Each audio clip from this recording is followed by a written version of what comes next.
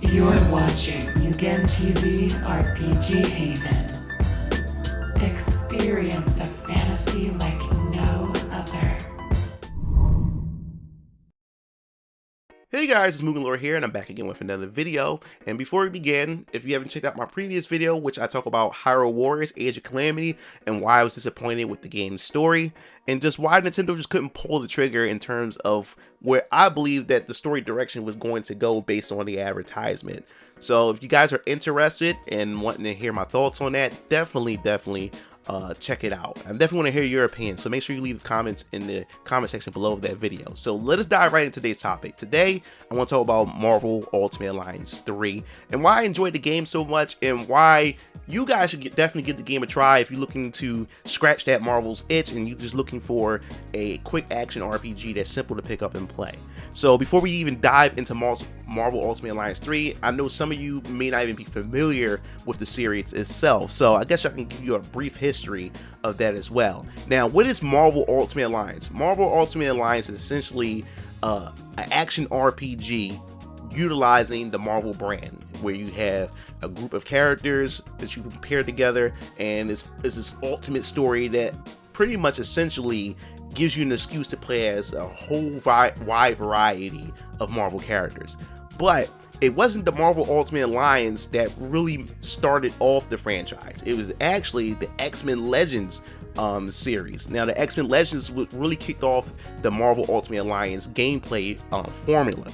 It is pretty much an RPG that took the X-Men and they pretty much borrowed, I guess you could say, stories from some of the popular X-Men comics, and they put together a nice RPG for fans to enjoy. And this pretty much released on the PS2, the GameCube, and the original Xbox. And it was also a 4-player, which a lot of the fans loved and enjoyed, because you got a chance to play as your favorite X-Men characters. You was able to combine certain teams together. There was a lot of gameplay mechanics that was quite deep and interesting, especially for its time. And then they pretty much released Marvel or X-Men Legends 2, which definitely took the fan base by storm, which they just took which worked in the first game and amplified it even more in the second game, and everybody seemed to enjoy that. So after a year or so has passed, they decided not just to focus on X-Men itself. How about we just take the Marvel brand of characters from different corners of the Marvel universe and put them into one game? And that's where it definitely got exciting. That's when they introduced Marvel Ultimate Alliance, which released on the Xbox 360, the Nintendo Wii, and also the PS3. Now, this is where things got interesting, because this is where I really dived into the game, because my brother Keel Lantern and DX Strike, they started back during X-Men Legends. I didn't dive into it to the Marvel Ultimate Alliance. This is where they introduced characters from the Avengers. They had Blade, they had the Punisher, they had so many characters in Marvel Ultimate Alliance. This was just awesome. This was just a Marvel fan's dream come true. You have all your favorite characters all in one game, and it still took the same formula from X-Men Legends, but just expanded upon it even farther. And I remember during the time, my girlfriend of that time had bought it for me for the Nintendo Wii, and my brothers had it for the Xbox 360, I believe. So that's when you had that, and then they finally ended the series with Marvel Ultimate Alliance 2. Now, the Marvel Ultimate Alliance 2 had borrowed, I guess you could say, story sequences or story set pieces from the Marvel Civil War. Now, a lot of you have watched the Captain America Civil War, which was released in the MCU a few years ago. So they pretty much had took the story of the Civil War and put it in Marvel Ultimate Alliance 2. So it was a lot to be done there. They also added team attacks and other gameplay mechanics that expanded from the first game. So now that you guys have pretty much got a little brief history of how and what the Marvel Ultimate Alliance is, the series had pretty much disappeared for a long time. Now, the thing is, I believe that the sales has been seeing, I guess you could say, a dwindle, especially with Marvel Ultimate Alliance 2, and they pretty much had backed away from the franchise. We haven't heard from it in years. I mean, years. And then out of nowhere, once the Nintendo Switch had pretty much released and been around for about 2 years at a time, they had surprises with an announcement that Marvel Ultimate Alliance 3 was indeed returning, and it definitely caught me by surprise. It was off my radar. I wasn't even thinking about another Marvel Ultimate Alliance. That's how long that the franchise had lied dormant for some time. But what the actual kicker was, it was going to be developed by Team Ninja, a Japanese studio. A Japanese studio decided to have their take and have their spin and their development expertise to offer to the X-Men Ultimate Alliance series. Now, this was definitely different. And the thing is, Team Ninja has an awesome pedigree of games that they have developed. Now, if you guys don't know, Team Ninja and Koei Tecmo are the ones behind the Ninja Gaiden series, Neo, Dead or Alive. So, you know, Team Ninja and these guys, they definitely have, you know, they have expertise, they have a portfolio. So I wasn't worried at all whether or not the game was going to be good. It was just quite interesting to see a Japanese studio working on a Marvel Ultimate Alliance title. So in this sense, Marvel Ultimate Alliance 3, people were asking, what are you going to do with this? Is this a follow-up from the previous games, or is this just a different take on the series in general?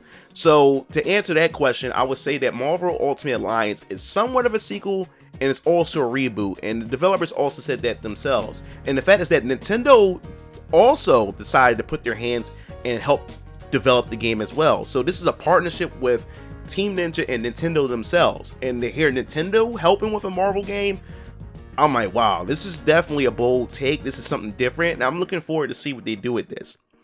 So why do I like this game so much? I really enjoy this game, and I really would like for you guys to give this game a try. Why do I like it so much? Now, I think the key reason or the key formula behind this is that this game is simple, but it's addictive.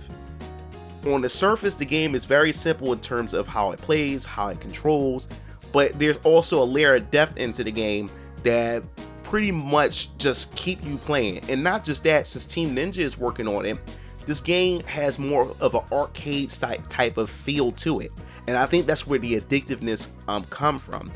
Now, the smart approach about it, which Nintendo and Team Ninja wanted to do, is they wanted to get newcomers into the series, and also newcomers who pretty much have never played an action RPG or just an RPG in general. And the best way to get people into it is the Marvel brand. The Marvel brand is pretty much well known around the world, and then now you see your favorite Marvel characters all teaming up in one game. This is a perfect way to drag and bring people into it, and also have that first time experience with an action RPG.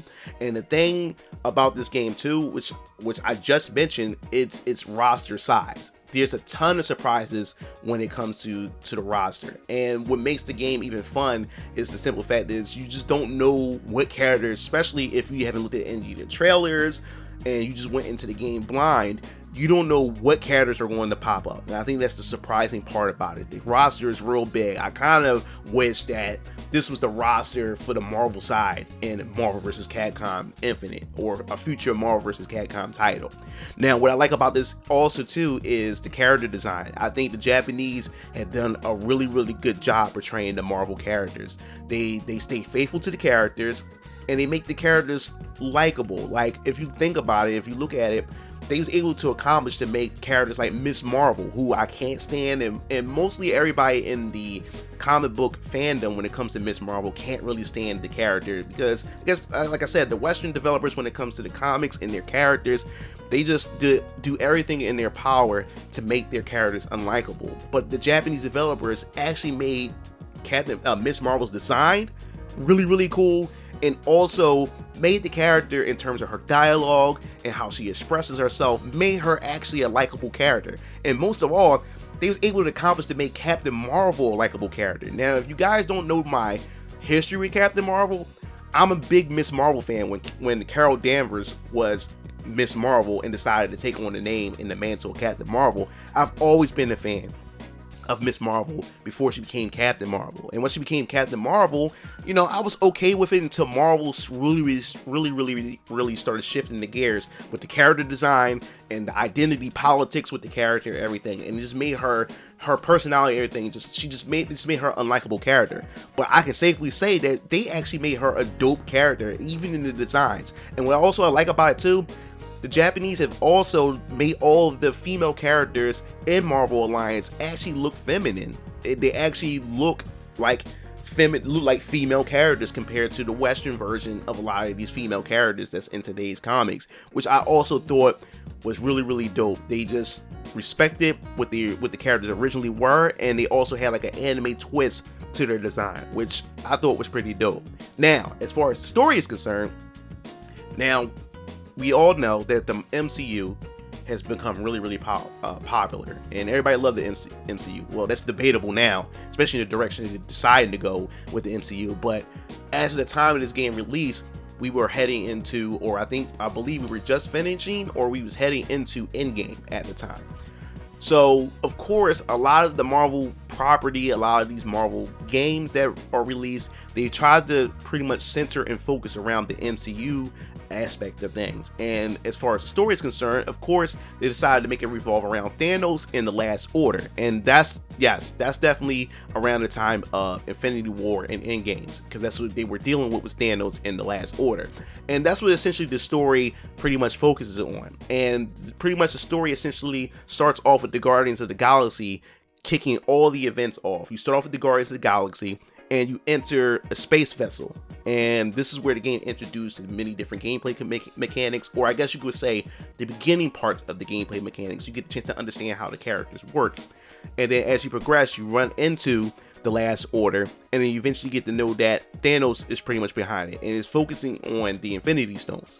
So this is where the story pretty much takes place, and then eventually the Guardians of the Galaxy heads to Earth, and then they run into Nick Fury and S.H.I.E.L.D. and the rest of, or I guess you could say the first batch of characters that joins this alliance in order to stop Thanos. So that's where things begin to kick off. Now, I ain't gonna really spoil too much, because there is some nice little twists and turns in terms of the stories, and I don't really want to go too much into the spoilers. I would like for you guys to be able to dive into it and really check it out for yourself.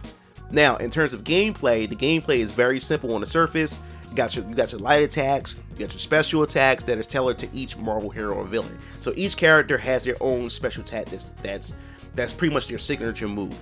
So anyone can pretty much pick this game up and have a good time with it. Now, the thing is that the game is also comprises of teams of 4 characters. So essentially, you can pretty much have your 4 characters, and you can mix and match your teams, and you can also switch your characters on the fly. So you don't just have to stay with one character.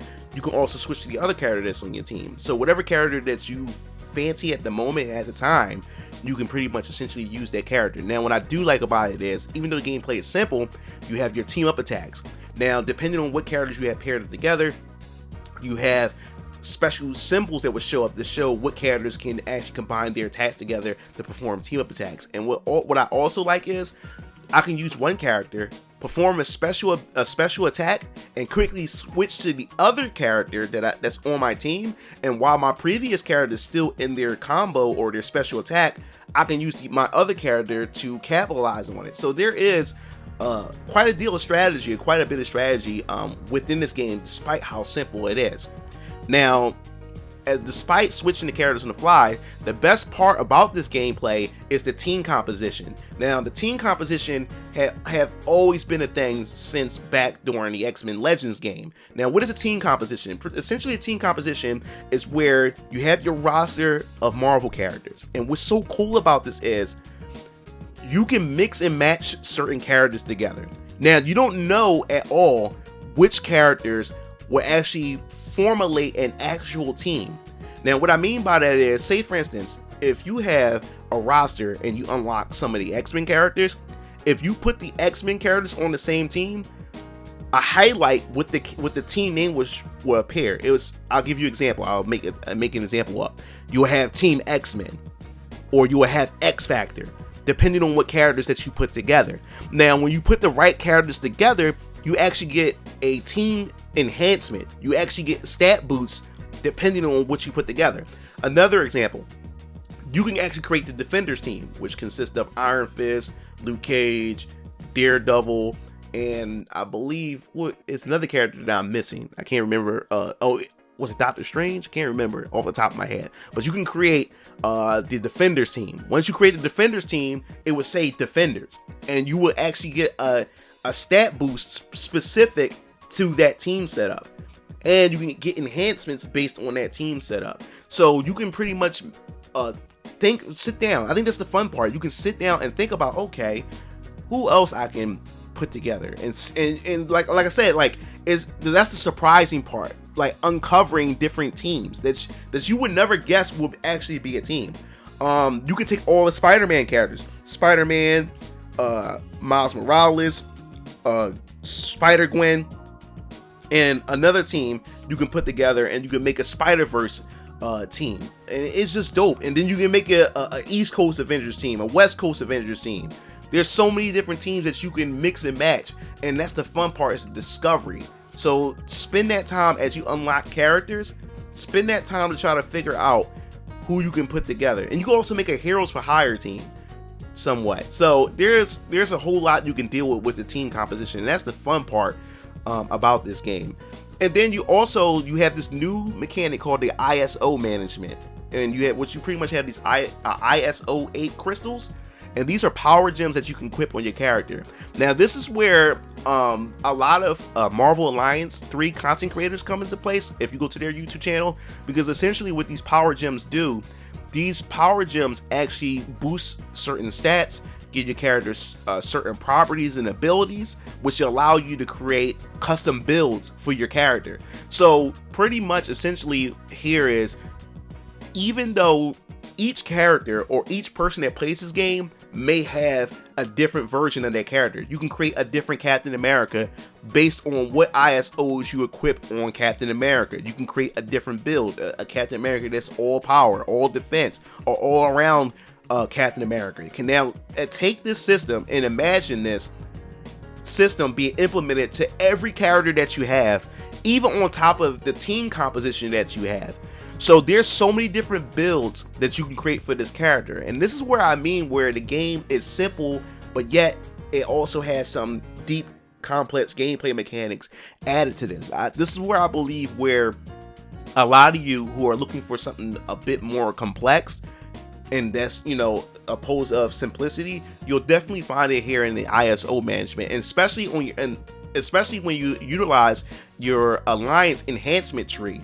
And that's when you formulate your alliance. When you create your team composition, you can actually use this tree to enhance the stats for your composition. And I just think that is just a lot there that you can mess around with and have fun with, and actually sit down and talk with the community and other fans and stuff. Because there's some crazy builds that I've seen that people have put together in the YouTube community for Marvel Ultimate Alliance 3.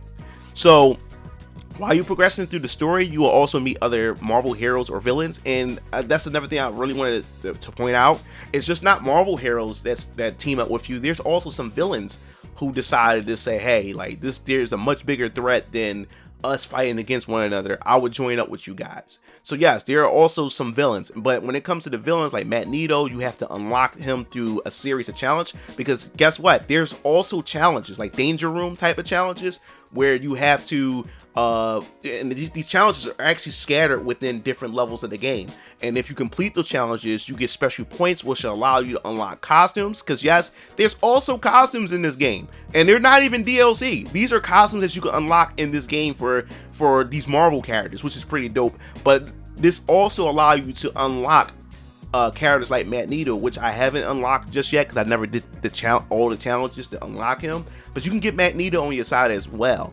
So if you're a completionist, you'll definitely have a lot of fun with this game, trying to unlock everything. And if you're a person who loves to mess around with stats and everything, you'll definitely love this with the ISO management.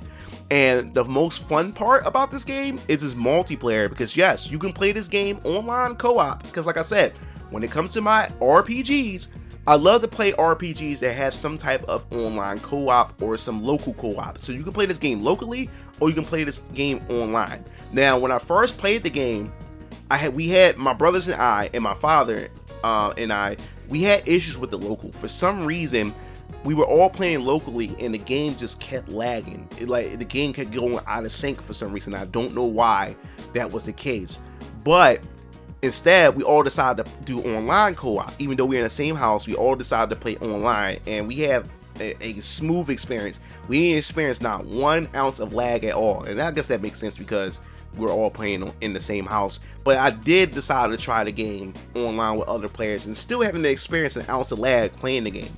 But I really enjoyed the online gameplay. That's where most of the fun come from, playing with other players, because you're able to essentially go in, and what I like about it, this is the fun part about it, even though you may have not unlocked certain characters that you progress through the story, it doesn't shut out those characters that your friends had already unlocked in their game. So all you guys don't share the same character select screen. So there's characters that I don't have, but maybe KillLancer have, or my dad have, or DX Strike have. And since I beat the game, and my brothers haven't beat the game, yet at the time, I had all the characters unlocked, so I was able to play as any character that I want. While my brothers and them say, "Hey, wait a minute, he's in the game." Now the drawback may be you may get some spoilers. Maybe that's the only drawback. You may be spoiled about what characters are in the game. But they say, "Oh man, that person's in the game. Oh, I gotta hurry up and play through the story so I can unlock that character." So that's the fun part. And it's very simple and easy to start up. You can just start from any one of your files. You can pick a file and you can just jump in and just say, "Hey, let's just do online co-op." And then anybody can jump. You can set passwords or set the lobby however you want to set it up, and people can just jump in your game. It's very seamless. It's very easy. We didn't have no struggles with it, and they can jump right into your game, and they can select their characters, and they can play through your game. They can play through the game with you through your file, through your story, and help you progress through the game. So that's the fun part about it is. Now, for those who are jumping into your game, just because you're helping that person progress through their game, it doesn't help further the progression within your own game. So keep that in mind. So even though you're progressing through somebody else's game, it's not going to follow the progression through your game. You still have to go through the game for yourself. But whatever levels and experience that you gain through somebody else's game, that progression carries over in terms of stat boosts and everything, carries over to your game file. So essentially you can breeze through certain elements that you haven't passed yet because you leveled up within somebody else's game. So there's a lot of stuff within this in the multiplayer that you'll like, and that's what I enjoyed. We actually did a live stream that I did during the release of the game where I played with KillLancer, DX Strike, and my dad. And we really had a good time doing the live stream. And you guys were there too. You guys actually sit there and watch us play through some of the levels of the game. And we really had a good time. And that's what I enjoyed about it, because it had all my favorite Marvel characters. And also characters I have never seen before.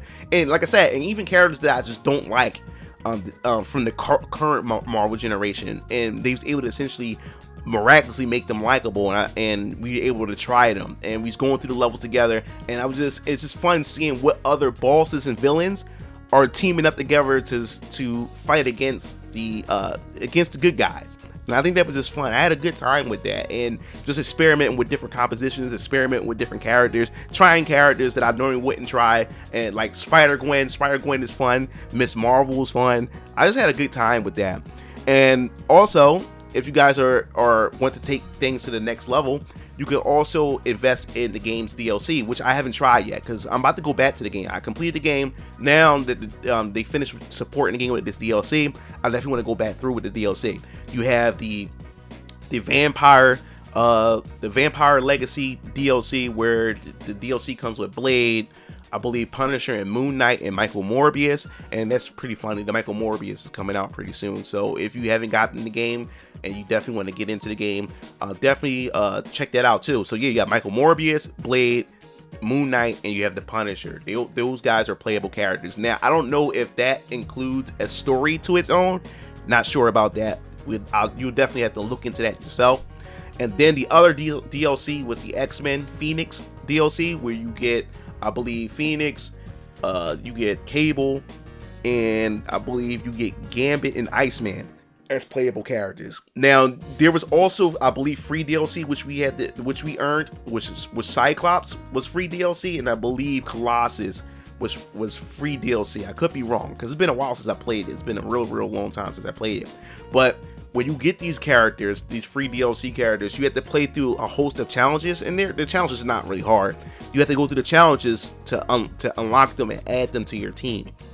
And then the final DLC, which I know for a fact was a story DLC, was the Fantastic Four Doctor Doom story DLC pack. So you get the introduction of the Fantastic Four added to your Marvel Alliance team, and you also get a story sequence added to it, which I think go to Doctor Doom's castle, I believe.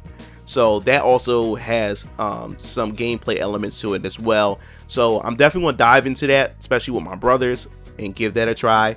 But that pretty much essentially wraps up my complete total experience with the Marvel Ultimate Alliance 3 series, and just the game itself is a real fun game. It's a real fun game, and if you are a Nintendo Switch owner and you're looking for something to scratch that Marvel itch, trust me, I would not steer you wrong. I suggest that you give this game a try. It's extremely fun. It's something that you can have fun with your friends locally, or do co-op play, or if I decide to do a stream again one day and decide to go back through this game and you happen to pick the game up, maybe we can all link up and play it together. I think that would be fun. But there's a ton of fun to have here. If you're a Marvel fan, you will find a bunch of characters here that are likable, and it would definitely give you that nostalgia. And if you're a new generation Marvel fan, there's some stuff here for you to enjoy as well. So definitely give the game a try. And if you're looking to get into RPGs, I think this is the go-to game to actually give a try, to see if you like action RPGs or RPGs in general. This is a good way to coast you in. But that wraps up this video. Definitely want to hear your thoughts, what you think about Marvel Ultimate Alliance 3, or what you think about the Marvel Ultimate Alliance or the X-Men Legends series altogether. Is this a series that you grew up with, and which games within the franchise or the series that you enjoyed the most, and why? Definitely leave a like button if you like the video. Hit the subscribe button if you want to hear me talk about more Marvel related content, or just RPG related content in general. This is MugenLord signing off. I'll see you Game Fiends later. Peace out.